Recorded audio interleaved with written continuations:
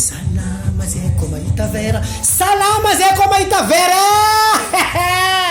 Arriva am Dago azadina say sady misy sexy show avec Jessica oniany inga LIFAH avec mahita vera nazy ndraiky sakena kainazy jiaby zay en couleur raha itso.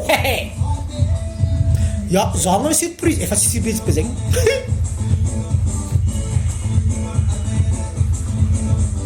Zay am Dago IVELAKA arriva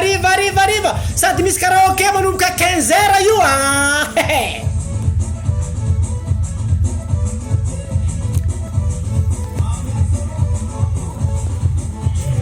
rendez-vous am Dago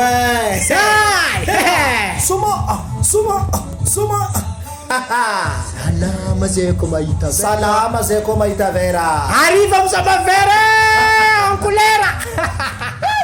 Salama zay ko mahita vera wizy LIFAH teo ampanakaty malagasy tsy fety ny fety raha tsy misy vera hoe tsy misy zava-pisotro zegny tevolagna amle vera zegny io mety misy mamamy ao mety misy somary maherihery mafanafana fa izy fo zava-pisotro mila vera LIFAH no mpanakatsika sady fa nianariva mo izy magnano animation ao amin'ny Dago IVELAKA ao ambopo ao sady ambopo nianty ambiance misy karaoke tsika manomboka 15 heures am Dago IVELAKA ao de ary mitapany rivariva mo LIFAH magnano show ao de misy koa viava raiky Jessica magnano show sexy show zany rendez-vous tsika zegny arriva am Dago IVELAKA.